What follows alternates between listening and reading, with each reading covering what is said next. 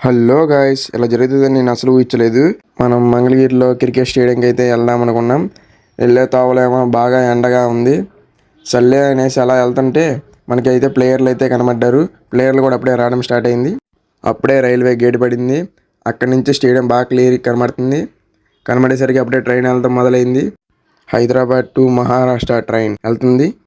సర్లే గేట్ ఎత్తేర్లే అన్న టైంలో ఏమో బండిలో పెట్రోల్ అయిపోయింది. కిక్కు కుట్టి కుట్టి ఎప్పుడో స్టార్ట్ అయింది. ఇంకా స్టార్ట్ అయిందిలే ఇంకా అనేసి ఇంకా స్టేడియం దగ్గరికి అయితే వెళ్ళిపోయాం. వెళ్ళేసరికి ఇక్కడ బైక్ పార్కింగ్ ప్లేస్ కానీ అన్నిటికి కానీ సౌకర్యాలు బాగానే ఉన్నాయి. మనం అప్పుడే వెళ్ళాము. ప్లేయర్లు కూడా అలాగే లోపలికి వెళ్తున్నారు. ఇప్పుడే ఈరోజు మ్యాచ్ వచ్చేసరికి విజయవాడ అండ్ వైజాగ్ మ్యాచ్ జరుగుతుంది. అలాగే ఇప్పుడే వైజాగ్ ప్లేయర్లు కూడా వచ్చారు. వైజాగ్ ప్లేయర్లు కూడా ఇప్పుడే లోపలికి వెళ్తున్నారు. వాళ్ళందరూ వెళ్ళిన తర్వాత మనల్ని లోపలికి పంపిస్తారని చెప్పారు. ఇంకేం చేస్తాంలే అని అటు ఇటు తిరుక్కునేసరికి లోపలికైతే వదిలేరు. వదిలేసరికి అక్కడ ఫోటో షూట్లు అన్నీ జరుగుతున్నాయి. స్టేడియం చూడడానికి అయితే చాలా బాగుంది లోపల. అప్పుడే ప్లేయర్లు అయితే వార్మప్ చేసుకుంటున్నారు. ఇంకా ఎవరైనా ఆడియన్స్ వచ్చారేమో వీడియో తీస్తుంటే ఇంకా అంత లోపలికి ఎవరూ రాలేదు. మనమే ఫస్ట్ వచ్చాం. మనం లోపలికి ఎంట్రీ ఇచ్చామో లేదో బాగా మబ్బులు అయితే పట్టుకొని వచ్చినాయి. సర్లే మబ్బులే కదా అనేసి మనోళ్ళు అయితే ప్రాక్టీస్ అయితే అవుతున్నారు. లోపలికి అయితే చినుకు చినుకు రావడం మొదలైంది.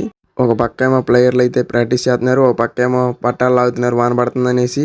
ఈ వాన ఇప్పుడు అలా ఆగేలా లేదులే అనేసి ఇంకా అలా బయటికి వెళ్ళి తినేసి వద్దామని వెళ్ళాము. అక్కడేమో బాగా వాన స్టార్ట్ అయింది. ఇంకా మ్యాచ్ ఏం చూస్తాం అనేసి ఇంటికి వెళ్ళిపోయాం.